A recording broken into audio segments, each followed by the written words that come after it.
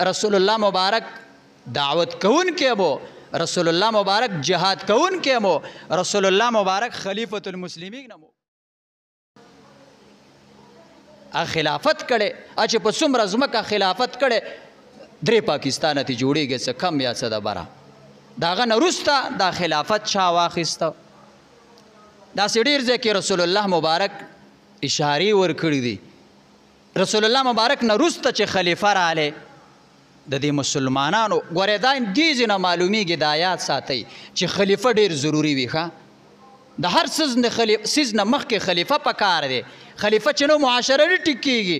رسول الله مبارک چې کله وفات شو فروت دی، د ګل په ورځ وفات شو رسول الله مبارک فروت دی.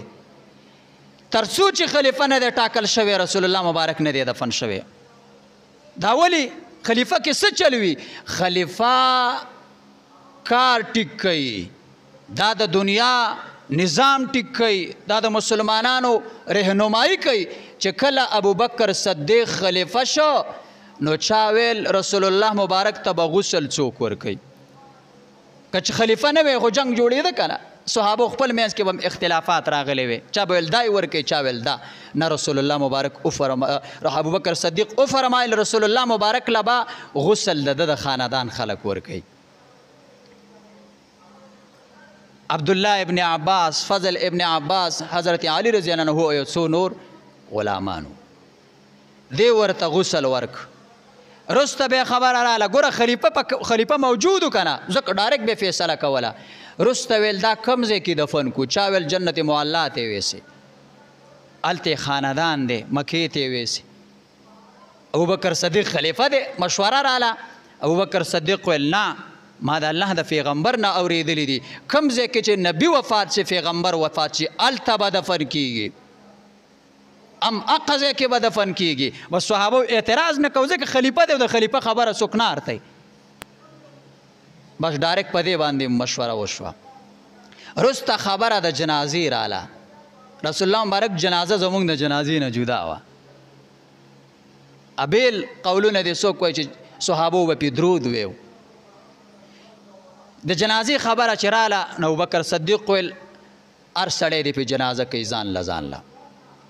جنازه شروع شوه 2 او 3 او 4 او 1 جنازه کېدله.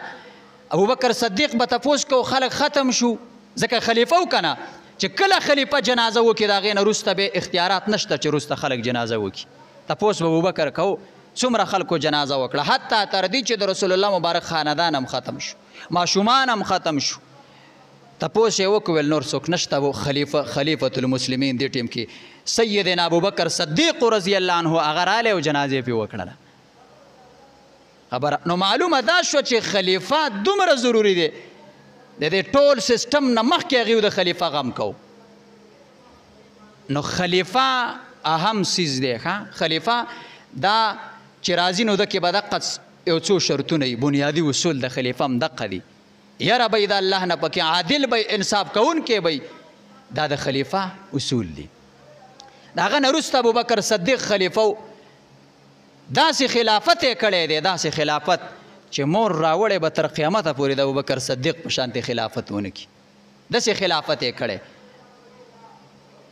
د فقیر در ته ځان نسولی، ور ته ځان نسولی د مسکین. دا ابوبکر صدیق چې کله خلیفه شو نو ده به کوټونه خرڅول. ګوره خلیفۃ المسلمین دی او په بازار کې یو ځای کې کوټونه خرڅوي، دا نه دی. نو امیر المؤمنین عمر ابن خطاب پې رالی رضی الله عنه ورته وایي امیر المؤمنین څه کې ته خو خلیفۃ المسلمین دلته څه کې؟ ګوره تاله به هر قسم دا قوم به درله دا لاندې چې کوم غریب دی یا مالدار دی مسکین دی فقیر دی دا به درله خپل مشکلات راوړي او د دنیا ته به حل کې. دلته څه کې؟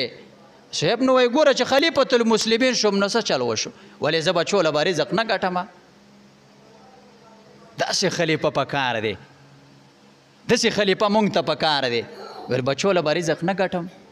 که دا زما او ستا خلیفه وې او بیا د اوسنۍ زمانې حاکمان وې دا صاحب دا خو ستا د جبنې وباسي چې تی نه ستا دا وینې نه خرڅه کړي، دا زمونږ او ستاسو د وینو تاجران دي. دا خلیفګان نه دي، دا د مسلمان د وینې تاجران دي. دا د خلیفه کې کم دا صفات، دا خو د سره په دې کې یو صفت هم د خلافت نشته. ابو بکر صدیق خلیفه دی صاحب او بیم لګی دی د بچو د فاره رزق ګټي.